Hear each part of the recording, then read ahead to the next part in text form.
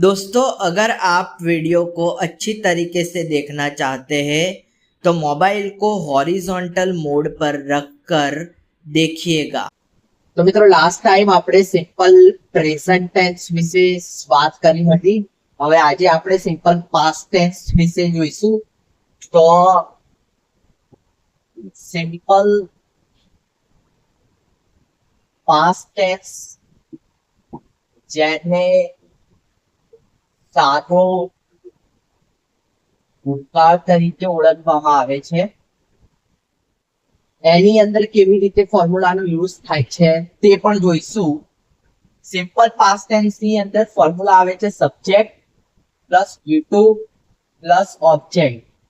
એનું નકારાત્મક બનાવવું હોય તો subject plus did not plus V1 plus object.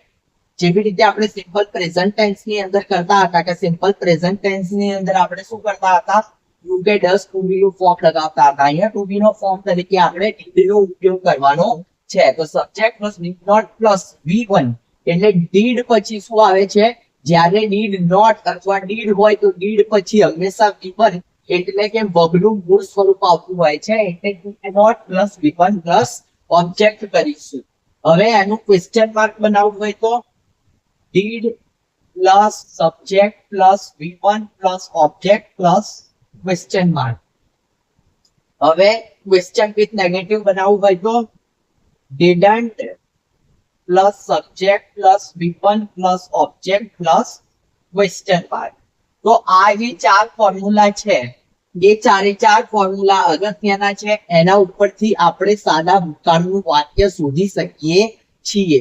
ચાલો હવે એક ઉદાહરણ જોઈએ. તો ઉદાહરણની અંદર છે કે મહેશે પાણીપુરી ખાધી. વર્તમાન કાળની અંદર આપણે લખેલું મહેશ પાણીપુરી ખાય છે. અહીંયા મહેશે પાણીપુરી ખાધી.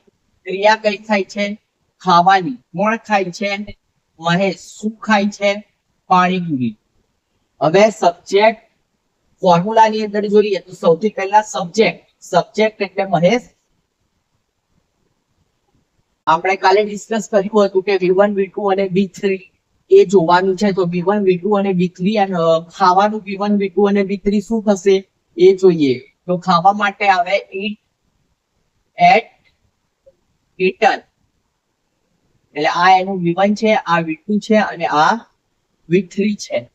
તો મહેશ પાણીપુરી ખાધી. મહેશ at, કારણ કે V2 છે એટલે V2 તરીકે છે અહીંયા એટ પાણીપુરી. નકારાત્મક બનાવીશું ત્યારે Mahesh did not eat panipuri. did Mahesh eat panipuri. didn't Mahesh eat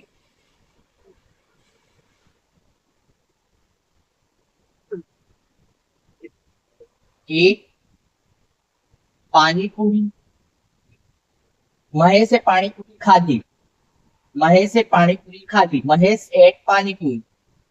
મહેશે panipuri ન ખાધી. Mahesh did not eat panipuri. શું મહેશે પાણીપુરી ખાધી? Did Mahesh eat panipuri. શું મહેશે પાણીપુરી ન ખાધી? Didn't Mahesh eat panipuri. તો મિત્રો આ ચારે ચાર વાક્યો જે અહીંયા મેં લખેલા છે, એ વાક્યો ઉપરથી આપણે સમજી શકીએ છીએ કે કયા કાળનું વાક્ય છે. તો એના માટે જરૂરી છે કે તમને આ ચારે ચાર ફોર્મ્યુલા આવડવા જોઈએ અને ફોર્મ્યુલાની આધારિત વાક્યની અંદર તમને કન્વર્ટ કરતા, ઇંગ્લિશમાં કન્વર્ટ કરતા પણ આવડવું જોઈએ. બહુ સરળ છે. જેમ કે મહેશે પાણીપુરી ખાધી આપણે જોયું, તો એને પહેલા સબ્જેક્ટ વર્બ અને ઓબ્જેક્ટ જોઈ લો, પછી ફોર્મ્યુલાની અંદર મૂકી દો. ફોર્મ્યુલાની અંદર મૂકશો એટલે તમને સીધો જવાબ મળી જશે. આની અંદર ના હી નો કોઈ કોન્સેપ્ટ છે, ના આઈડી ધેરુ નો કોઈ કોન્સેપ્ટ છે. ગમે તે હોય, એટલે કે હી હોય, સી હોય, ઇટ હોય, આઈ હોય, વી હોય, ધે હોય, યુ હોય, ગમે તે હોય, અહીંયા ડીડ જ લાગે. એટલે માત્ર જે સિમ્પલ પ્રેઝન્ટ ટેન્સ છે એની અંદર જ આપણે એસ યસ અને ડુ ડઝ નું ધ્યાન રાખવાનું હોય છે. પછીના ટેન્સીસમાં એવું કંઈ પણ હોતું નથી, એટલે વધારે કન્ફ્યુઝન છે નહીં. તો આની અંદર તો આપણે she it, I we, they, you બધાની અંદર ડીડ જ લાગે છે. તો મિત્રો આ બહુ જ સરળ છે. સાદો ભૂતકાળ જે છે એ એકદમ સરળ કાળ છે. તમારે ખાલી ફોર્મ્યુલા તમને પરફેક્ટ યાદ હોવું જોઈએ અને એના ઉપરથી તમને V1, V2 અને V3 જો વ્યવસ્થિત રીતે યાદ હશે તો તમે સરળતાથી આ વાક્ય બનાવી શકો છો. તો ગુજરાતીમાં વાક્ય આપેલું હોય ને એનું ઇંગ્લિશ બનાવવું હોય તો એના માટે આપણે સૌ પ્રથમ શું કરવું પડે? સબ્જેક્ટ વર્બ ઓબ્જેક્ટ શોધવું પડે. સબ્જેક્ટ વર્બ ઓબ્જેક્ટ મળી જાય એના પછી આપણે એનું ફોર્મ્યુલા યાદ હોવું જોઈએ.